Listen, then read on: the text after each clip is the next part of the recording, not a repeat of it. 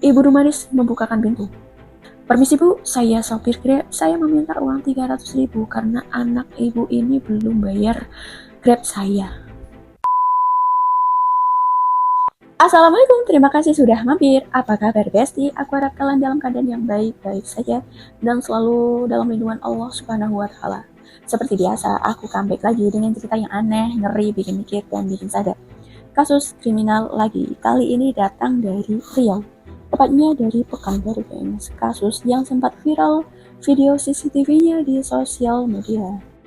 Dimana kasus ini tuh mungkin kasus yang pertama kali terjadi di sana yang melibatkan seorang menantu yang menghilangkan nyawa ibu mertuanya sendiri. Tapi di samping itu, ini tuh mengandung plot twist yang tumpah-tumpah, gengs. Ada di belakang cerita. Jadi kalian wajib banget nonton sampai akhir. Oke, tanpa berlama-lama, jadi begini ceritanya. Kadang yang paling kita percaya justru adalah orang yang paling tahu bagaimana cara menghancurkan kita. Dan dari semua kemungkinan buruk dalam hidup, mungkin ini yang gak pernah terbayangkan sebelumnya, yaitu dibunuh oleh menantunya sendiri. Namanya Dumaris Deniwati Boru Sitio. Usianya 60 tahun, seorang ibu, seorang lansia yang menjalani hidupnya seperti layaknya lansia pada umumnya. Bersama suami, dia tinggal di rumahnya di kawasan Rumbai, Pekanbaru. Sedang detail lain tentang keluarga beliau ini nggak disorot ke publik, gengs. Karena beliau bukan public figure, apalagi artis. Yang jelas, beliau tinggal di lingkungan yang nggak terlalu ramai. Kayak tempat orang-orang yang udah pengen hidup dengan amai, tenang, damai. Kalau dibayangin, mungkin rutinitasnya itu nggak jauh dengan kegiatan seperti biasa lansia pada umumnya, gengs. Kebanyakan orang tua, mungkin mereka akan bangun pagi, menjalani kegiatan seperti biasa, beres-beres, mungkin masak, tegur sapa dengan tetangga, hidup biasa aja, nggak neko-neko. Tapi justru karena hal itulah, banyak yang nggak nyangka kalau hidupnya ini akan berakhir dengan tragis. Kalau kita lihat dari luar, nggak ada tanda-tanda bahaya yang terlihat, gengs. Nggak ada ancaman, nggak ada konflik yang terlihat yang diumbar ke publik. Tapi seperti banyak kasus lainnya, masalah itu nggak hanya datang dari luar, tapi kadang datang dari dalam, tumbuh diam-diam dari rumahnya sendiri. Seperti banyak keluarga lainnya, seiring berjalannya waktu, anak-anak pun tumbuh dewasa, punya kehidupan masing-masing, dan mungkin membuat keluarganya sendiri. Dan dari situlah lingkaran keluarga mulai tambah. Ada yang datang sebagai pasangan anaknya dan disebutlah sebagai menantu. Seorang perempuan bernama Anissa Florensa yang datang dari Medan menikah dengan anak pertamanya yang bernama Arnold Meha di tahun 2022. Kalau dilihat secara jelas, hubungan mereka ini ya awalnya kayak hubungan biasa pada umumnya. Lagi-lagi nggak ada drama besar yang dimunculkan ke publik. Tapi di balik itu semua, ada sesuatu yang pelan-pelan masuk dan tumbuh. AF ini merasa kalau dirinya ini sering dimarahi, diperlakukan tidak senang oleh Ibu Dumaris. Yah, namanya tinggal bersama orang yang beda generasi lah, Bu. Selera beda, cara ngomong beda. Kadang sini merasa kalau udah biasa aja, tapi sononya malah kepikiran semalaman. Dan yang bahaya itu bukan hanya marah sesaat, tapi yang bahaya itu marah yang dipendam lalu jadi dendam. Sedangkan dendam ini kayak air di bendungan. Kalau ditahan terus, ya dia nggak hilang. Dia cuma nunggu waktu buat jebol. Tapi yang jebol itu bukan hanya emosi, tapi akal sehat juga ikut jebol. Suatu titik di dalam hidup AF, ada perubahan emosi. Dari yang awalnya kesal jadi sakit hati menjadi dendam, dari dendam lahirlah niat untuk menghabisi. Tapi ini tuh bukan keputusan yang diambil dalam satu malam, gengs. Ini direncanakan, ini juga disusun, dan yang lebih gongnya lagi, AF merekrut orang untuk ikut dalam rencananya. Total ada 4 pelaku dalam kasus ini, yang ketiganya ini adalah teman AF sendiri yang dia pungut dari Medan. Rencana gila pun disusun, dan yang menjadi target adalah ibu mertuanya sendiri. Tapi yang lebih mengejutkannya lagi, ternyata ini tuh bukan pertama kali, guys. Ini tuh kali kedua rumah itu menjadi target. Sebelumnya sudah terjadi perampokan di rumah itu dengan pelakunya adalah orang yang sama. Artinya apa? Artinya rumah itu sudah mereka baca. Mereka tahu kondisi rumah, kebiasaan orang rumah, bahkan mungkin tahu titik lemahnya. Dan yang paling penting, mereka tahu kalau di dalam rumah itu ada barang yang berharga. Jadi ketika rencana kedua dibuat, ini bukan hanya sekedar coba-coba aja, gengs. Ini eksekusi yang lebih niat. Lalu di tanggal 29 Aprilnya 2026, hari Rabu, sekitar jam 10 pagi, hari itu, Ibu Dumari sedang sendirian di dalam rumah. Gak ada yang terasa berbeda, Ibu Dumaris masih menjalani aktivitas seperti biasanya. Tanpa sadar, kalau itu adalah hari terakhir dalam hidupnya. Beberapa saat kemudian, datanglah seseorang yang gak asing, yaitu AF, menantunya sendiri.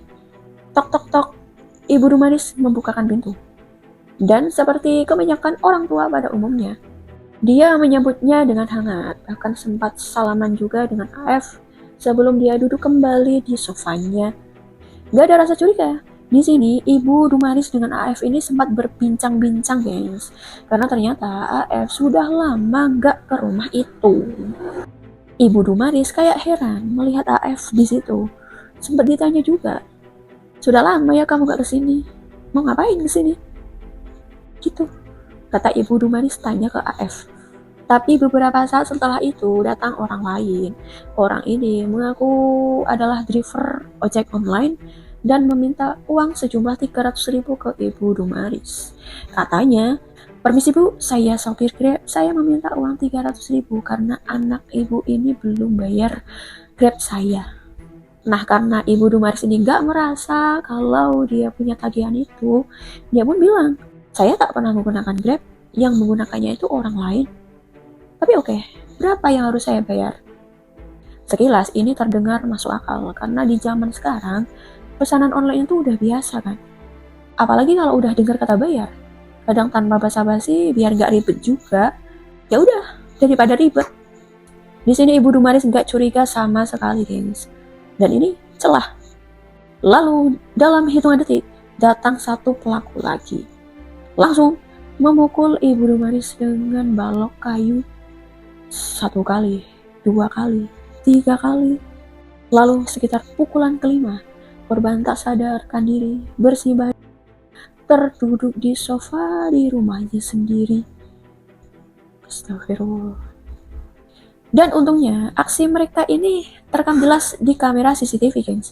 Ya, meskipun kamera CCTV sempat dirusak setelah mereka melakukan hal itu, tapi tentu rekamannya masih tersimpan dan ini menjadi bukti yang sangat kuat bagi polisi.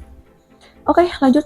Setelah korban dikira sudah gak bernyawa, tentu gak ada rasa panik, apalagi teriakan. Yang ada justru mereka mulai bergerak, bukan untuk menolong, tapi untuk merapikan situasi. Tubuh Ibu Dumaris pun diseret, dimasukkan ke dalam kamar mandi. Setelah dipastikan korban gak bergerak, mereka mulai melakukan tujuan utama mereka, yaitu mengambil barang-barang berharga yang ada di rumah itu. Mereka susuri rumah itu, lemari dibuka, laci ditarik, tanpa barang berserakan. Garis bawah ya. Yang mereka ambil ini bukan sedikit. Ada perhiasan emas, uang tunai, uang dolar, HP, laptop, barang elektronik lain, dan barang yang sekiranya bernilai mereka sikat.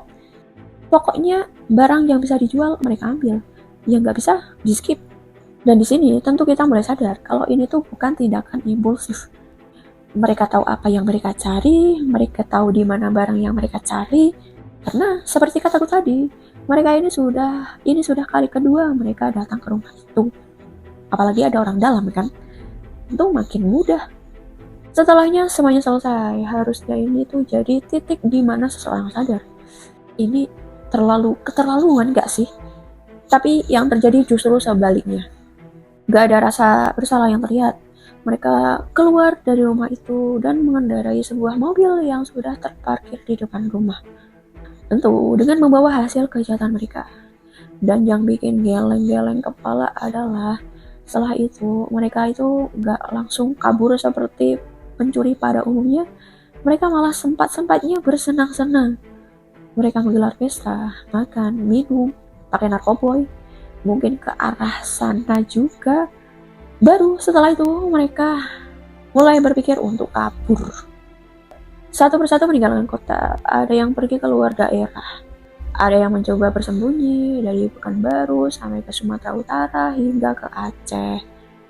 Ini tuh langkah klasik dalam banyak kasus kriminal, yaitu lari sejauh mungkin, berharap jejak hilang. Tapi yang sering dilupakan, semakin banyak orang yang terlibat, semakin besar juga kemungkinan ada yang berbuat kesalahan. Karena setiap rencana, sekecil apapun celahnya, ini tuh akan jadi awal daripada akhir. 4 orang terlibat, 4 kepala, 4 cara berpikir, dan dari situ, mustahil semuanya akan tertata rapi. Kita flashback ke hari kejadian ya. Setelah jasad Ibu Dumaris ini ditemukan oleh suaminya sendiri, polisi langsung bergerak cepat. Mereka gak cuma melihat ini sebagai perampokan biasa, karena terlalu rapi. Kalau perampokan dilakukan oleh luar, tentu bentuk TKP beda dong.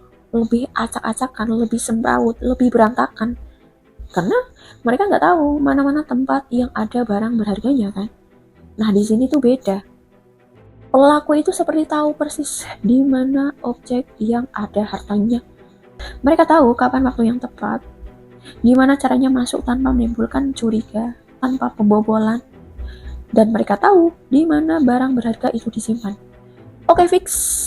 Ini bukan kerja orang asing, ini kerja orang dalam. Polisi mulai mempersempit lingkaran. Siapa saja yang punya akses ke rumah itu, semuanya ditanya. Siapa yang dikenal oleh korban, siapa yang bisa masuk tanpa dicurigai. Dan dari situ muncul satu nama, yaitu Anissa Florensa, yaitu menantunya si korban. Ini tuh nama yang seharusnya didaftar aman kan. Awalnya mungkin hanya sebuah dugaan, tapi semakin dalam diselidiki, kecurigaan itu berubah jadi keyakinan, ditambah bukti kuat dari CCTV. Satu persatu pelaku mulai dilacak. Perjalanan mereka yang mulai terpencar ternyata nggak cukup untuk menghilangkan jejak. Dan akhirnya pada tanggal 4 Mei 2026 kemarin, semua pelaku berhasil diamankan. 4 orang yang terlibat dalam satu rencana. Dan saat mereka dihadapkan ke sebuah fakta, cerita sebenarnya mulai terkuak. Di ruang pemeriksaan, gak ada lagi tempat bersembunyi.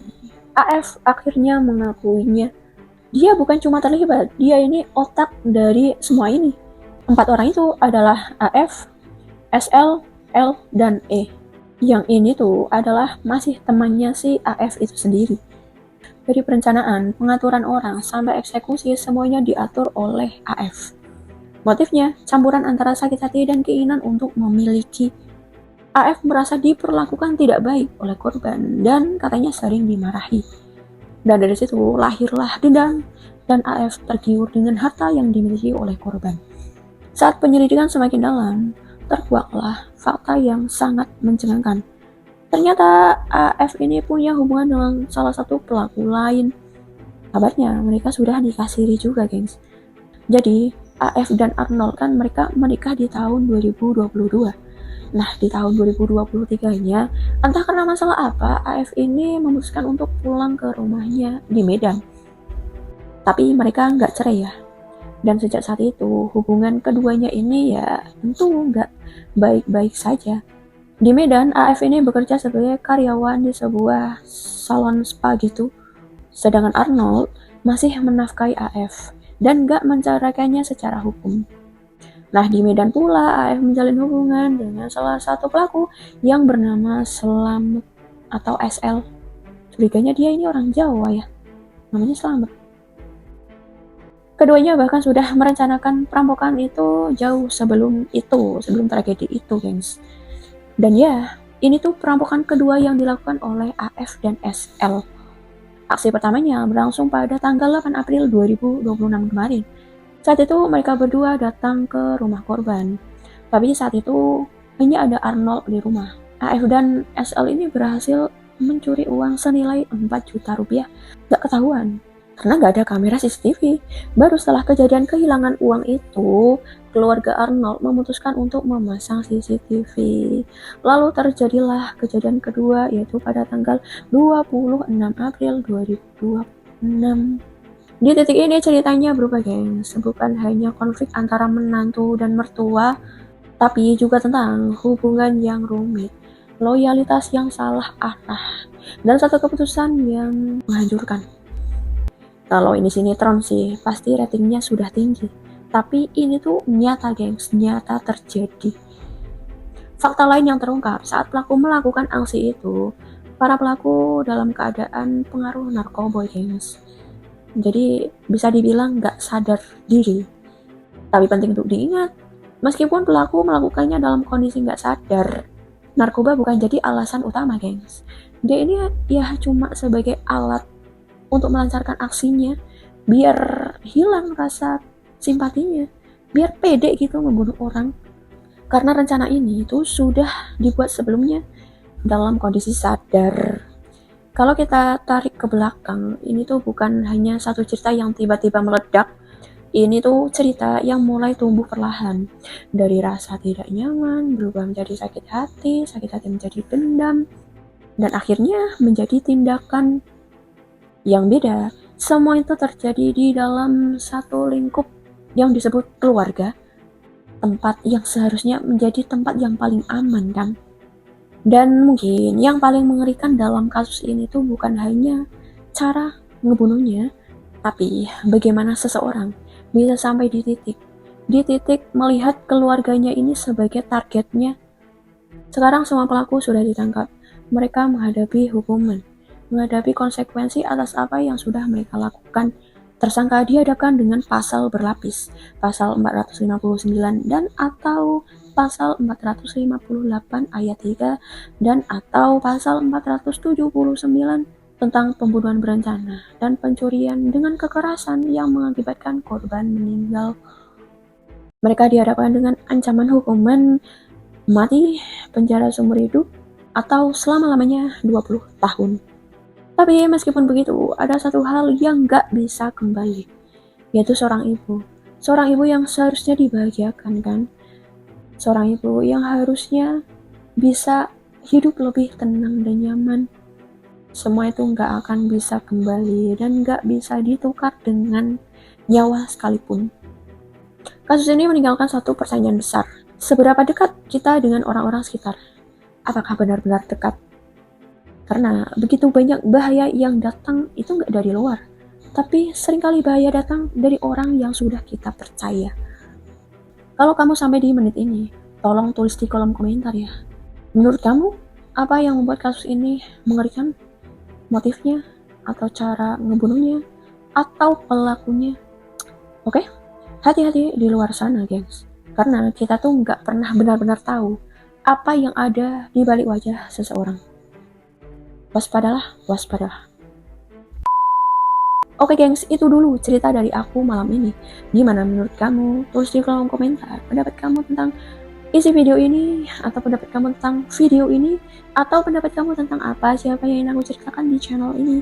Subscribe juga agar channel ini terus berkembang dan menemani malam gabut kalian dengan cerita yang aneh, ngeri, bikin mikir, dan bikin sadar.